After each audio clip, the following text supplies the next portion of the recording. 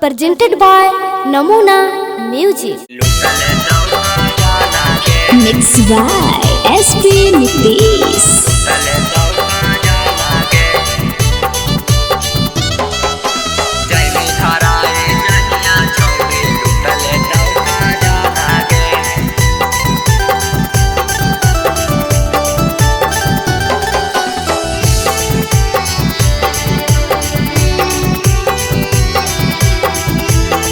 नमूना recording studio Rajgir. जिला जहाना के छौड़ा के जादे कर में छौड़े माना गे।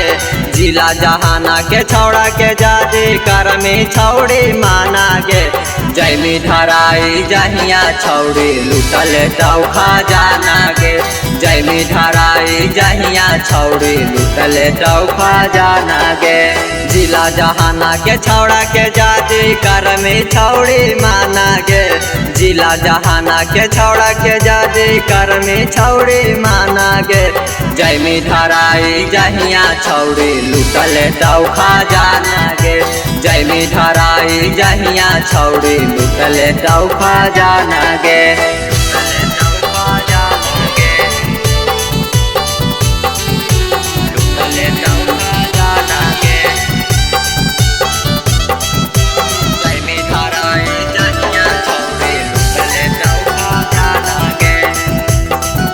नमूना रिकॉर्डिंग स्टूडियो राजगीर।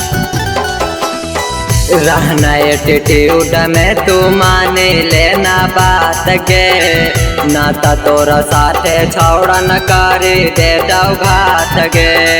हे गे सुन, रहना एटीट्यूड में तू माने लेना बात गे। नाता तोरा साथे छौड़ा न करे दे घात गे। खाना पीना ना खाओ सबे तोरे हौ दीवाना गे। खाना पीना ना खाओ सबे तोरे हौ दीवाना गे। जमी धराई जहिया छौड़ी लुटल टौखा जाना गे। जमी धराई जहिया छौड़ी लुटल टौखा जाना गे।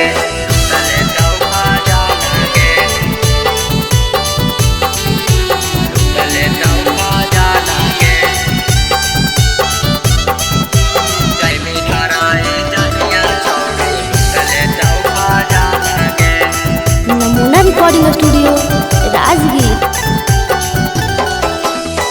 ये सब नीतीश के टू डाटा ही बात में।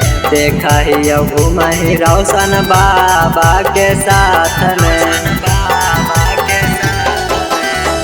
ये सब नीतीश के टू डाटा ही बात में। देखा ही घूम ही रोशन बाबा के साथ में।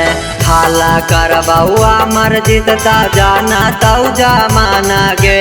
हाला कर बउआ मर्जी ता जाना तौ जमाना गे। जमी धराई जहिया छौड़ी लुटल टौखा जाना गे। जमी धराई जहिया छौड़ी लुटल टौखा जाना गे। हे गे कहाँ Jamie presented by Namuna Music.